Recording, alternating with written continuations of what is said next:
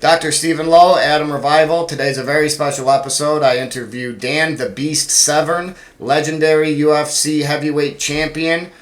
I hope you guys enjoy. Yeah. What's your advice to the new up and coming MMA fighters as far as training goes to remain safe? Safe training.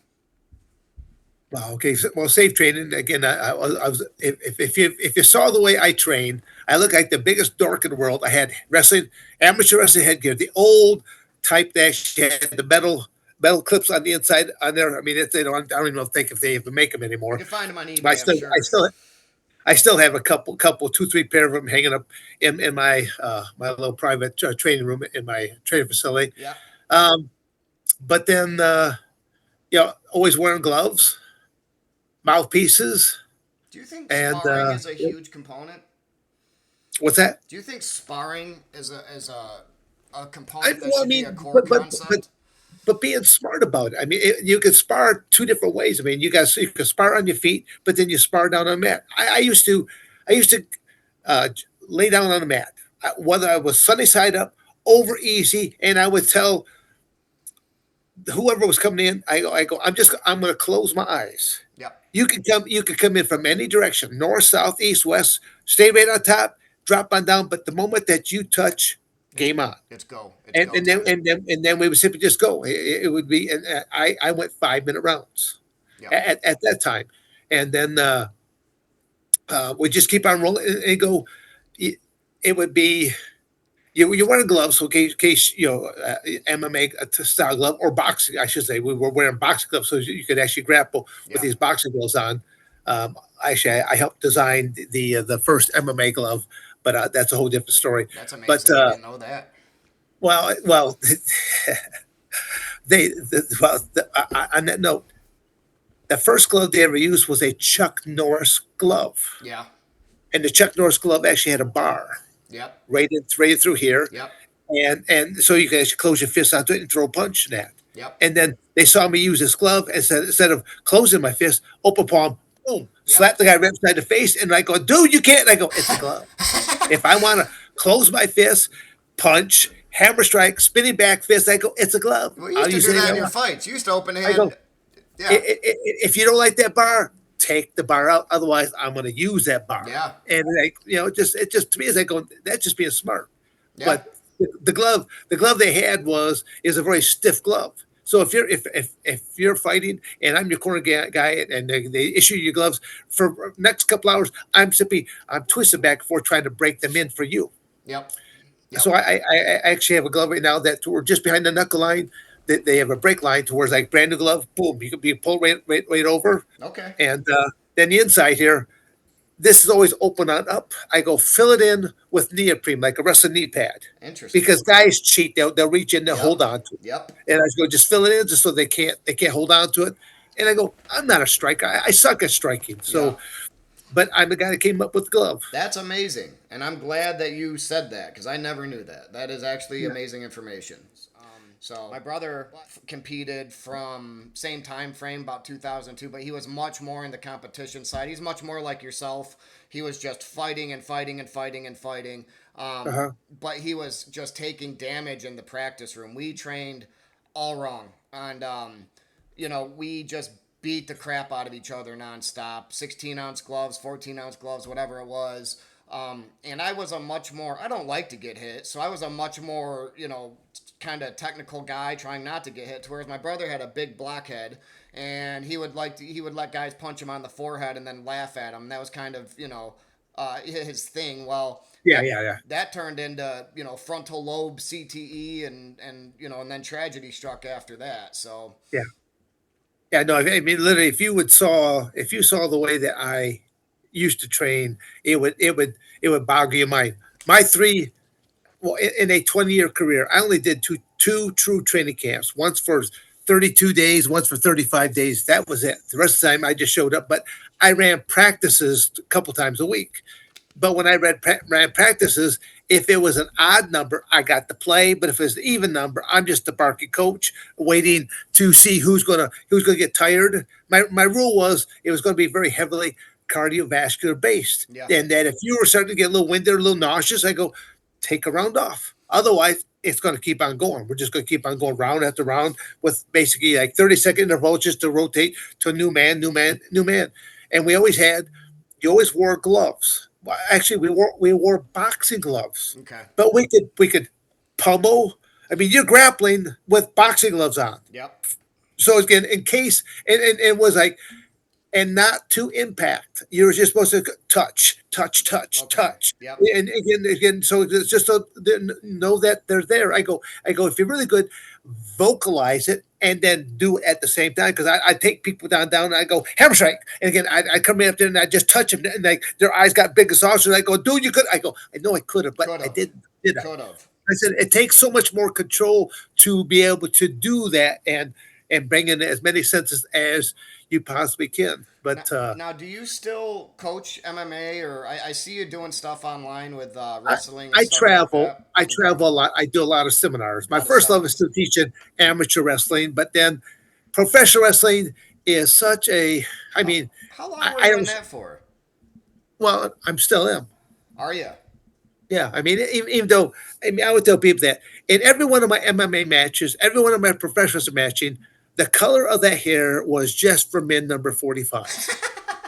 I I mean, just okay. I sported the beard for a long time, and just like your beard, I had lots of gray starting to come in on the Yep. sides. Yep. And but then I had my entire chin was white, and then like one of my guys like do it, Dan. Like you gotta stop eating all those white powder donuts. It's dropping down on your chin. Like oh, good one, yeah, yeah, yeah. So I Uh, started shaving things up. I left the mustache, and then it's like going, nah, I can't take off all that facial hair. I look like a little kid at that point in time. So it's like going, I basically I just started coloring my hair. So I always tell people that wow. I still have hair now to where I could color it and I would look a lot more like that guy Yeah. than the senior citizen that sits here before you right now. Well, no, you're. I see that actually, because you don't look old, man. Like you got the gray hair and stuff, but I could see if you colored your hair and you look No, like, you know. well again I always tell people I'm the alpha male of senior citizens. I mean the You reality sure is are. I'm a 67-year-old cat, but I mean it's the fact that I'm lifetime chemical free, but I eat right. I train. I train almost every day, even though I don't have weights here. Yeah. But like people like go, now, Dan, they're like going, you do farmers carries. I go, explain to me what farmers carries are. And I go grab a couple 50-pound dumbbells or 100-pound dumbbells Yeah. and walk around the gym or something like that. I go, yeah, I've been doing farmers carries since I was actually on my parents' farm. When I was a kid, I would carry 4 5-gallon buckets of water, two in each Wow. hand. Yeah, that's a And lot I of go weight. up the hill because I don't want to make 2 trips on down, Yeah. that type of thing. So I was doing the original farmer's carry with water, feeding animals, but then do I do farmer's carries now? Yeah, I do it because being on this unique property, I'm watering trees, flowers, stuff that are planted that I want to live. So Sure. I mean, this property was owned originally by 3 brothers, and it was a drunken debauchery place is what it Oh was. yeah. I'm Yeah. still finding beer cans and beer For bottles sure. when I'm here digging here and there and stuff like that. But it's like going, it was 3 young guys. So yeah, I understand where they're coming from. Again, being a coach and being around the sport of wrestling, Oh yeah. it's like, I always tell people that, I mean, do you like the taste of beer? Of course. Okay. When you first tried it though, did you like the taste of beer? No. Okay. Why did you keep drinking it though? Yeah, I don't. That's all influence, isn't it? Well, it is. It's kind of like when I always tell people, first time I tried cheesecake, loved it. Yeah. I didn't have to keep eating cheesecake to learn to like it. Yeah. Do you know Rampage Jackson personally? Well, I do know Rampage Jackson. I don't know. I've never met his son, but I've heard, So you know what I'm and talking about. I have not seen the clip yet to say his son just went off Okay. and really hurt somebody really bad, is what I heard. So, I watched it and it was the attack was very brutal. You can look at this from all different angles. I think both parties are to blame in some regards. I'm not going to sit here and, I don't know how old Rajah Jackson is, but he looks like a young man. 25, I guess he is, but I mean, you're familiar with the pro wrestling scene, and some people were disputing whether it was a work or whether it didn't look like a work to me. It looked like the man didn't brace for himself, brace for the takedown, and his head went back, and he was unconscious when he hit the mat. Rajah Jackson full mounted him, sat right on the chest, and I mean, he looked just like his dad the way he was throwing them hooks to the head. But the guy was out, and he threw, I think it was 22 full on hooks to this dude's face, broke a bunch of teeth, broke the bones. But prior to that, the guy, I would say, attacked Jackson's son in the back, took a beer can and smashed it on his head, thinking that his son was a worker, which he wasn't. And he was trying to sell something and build a narrative, which Rajah Jackson was very confused by. And then the promotion itself,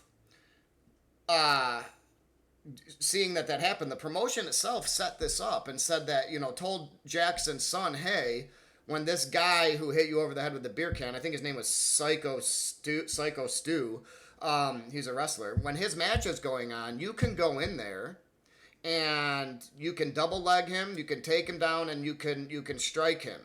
Now, that kid has no idea how to professional wrestler. How to work this match. Exactly. Now, I will say it looks like he took a little bit of anger out on the dude's chin, which it is what it is, but thank God the guy didn't die. He's still in the hospital from what I understand. I mean, he took some serious damage. Yeah, yeah. Okay, now was this at two different time intervals? The first time was Yep. So it's the same day, and one of the wrestlers there was friends with Jackson's son and brought him yeah. there because Jackson's son was doing like a stream of some sorts, on social media. So he Okay. went there to see his friend, and they were outside of the venue, kind of a pre-venue type, or a pre-venue type thing. Everyone's getting ready, and this guy approaches him. I think he's inebriated. I think he's pretty clearly drunk. He's one of the wrestlers. He's the Psycho Stu guy that I was talking about. And he Mhm. approaches Rampage's son thinking that he was a wrestler, gets in his face, grabs a beer can, smashes it over his head, goes face to face, and people start breaking him up, going, "Hey, he's not a worker. What are you doing?" And Jackson's son was quite upset by it, and so the promotion told him to mend things, that they were going to let him get his receipts when this guy's match was going on, and that he could go in during the match and get his receipts, is what he was being told. And so he took that as, I'm going to go in there and get revenge, in which he did. And it was dang brutal. If you get a chance, YouTube that or something. Why, it's bad. Yeah, that actually kind of see. I thought it was all at once, and now to hear that it was actually like a two-stage process. Yep. Now I really I question. Yep. I really question this right now because I mean I thought it all happened at once, and I could see him if Jackson, if he doesn't know anything about the professional wrestling realm, what's the work, and sometimes people are a little bit stiff about their work, and again, if you're too stiff, yeah, to give someone a receipt afterwards, a lot of people are not going to understand what we're talking about, but um, uh, There was probably, and I'm just taking a guesstimate here, probably an hour between the yeah, initial confrontation to the point where he got into the ring, waiting for the guy's match, to where he got into the ring.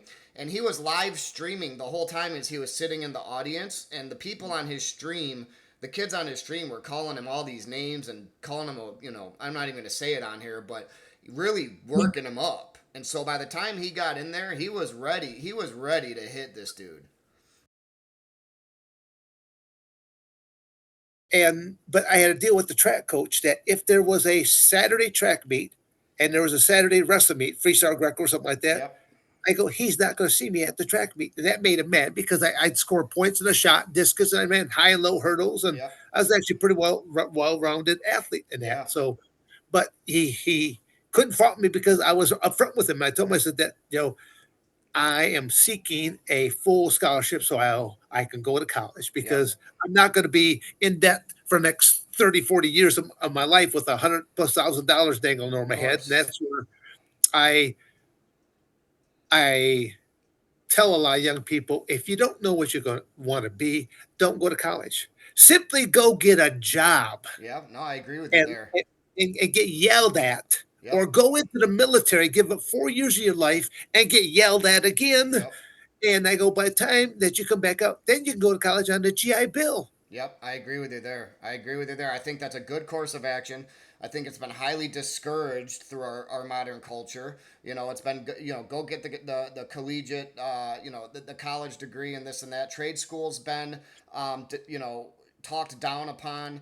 Pretty much just Yes, anything masculine to begin with for young men has been, pushed aside there's in lieu of academics. yeah, there's been again there's again if you look at which political parties and again I always tell people I'm not a party person. Yep, I have voted democratically at different points. I voted Republican. same. I simply come down to it as like going, okay, you two turds.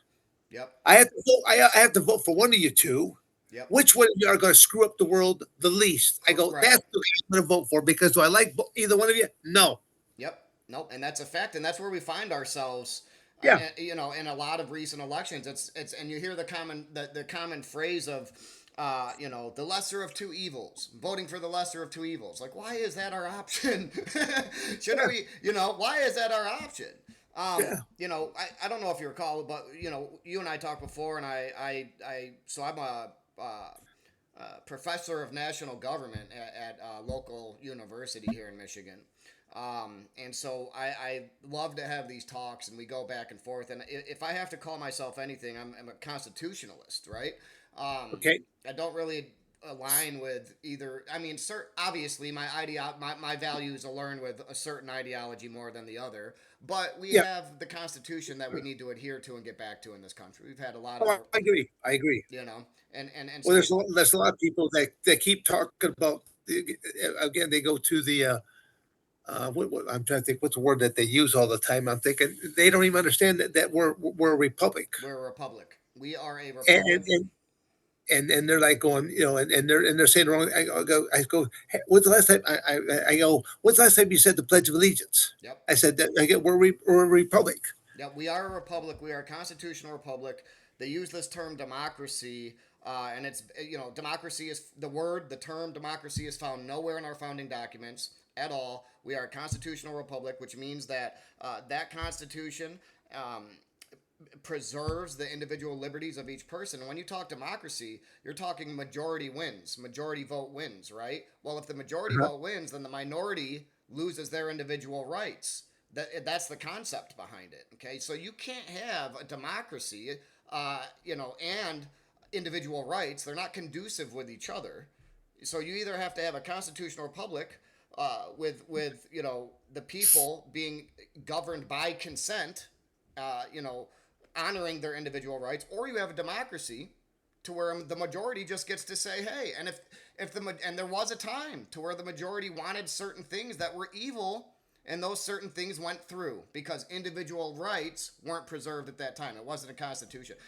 I hear it on the news a lot. They'll say we're a constitutional republic with democratic practices. Maybe that's a good way to describe it.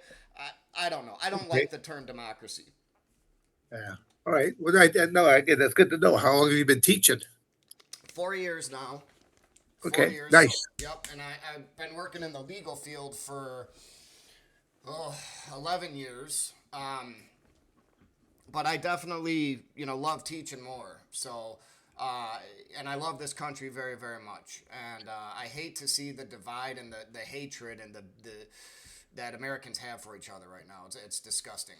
Oh, I again because I travel so much. I'm in state after state after state, and you can see certain states are just way more different than Oh other yeah. states. I mean, there's Yep. I I always laugh. I always say that if any if any foreigner, I mean, I can see the United States self destructing, but if any foreign country ever attacked the United States, Oh yeah. We've got so many people in our southern states alone Oh that yeah. they're like get their hound dogs, get their shotguns, Oh and then yeah. it'd be a good old weekend, is all that would be. Hey, well, look at our home state of Michigan. I mean, I'm an avid hunter. Me and my son, who's 16, we're avid hunters. We're out every deer season and small Yeah, game and all that, and we work on our marksmanship a lot, and it's something we take very seriously because it's an honored right that we have as Americans that no one else on this earth has. yeah, And it's been kicked on and spit on for so many years, and it's like, no, that's our Second Amendment right. There's nothing wrong with it. There's nothing wrong with it. And you've seen the other day, yesterday, as of this recording, there was another shooting. I don't know if you heard about that or not at the Catholic school. yes, yeah. I did hear about that. And the Yes. first thing that you hear them come out with is it's the gun's fault. It's the gun's fault. It's No, no, God, it's a mental health. it's yeah, yeah. It's got nothing No, to yeah. do with the gun.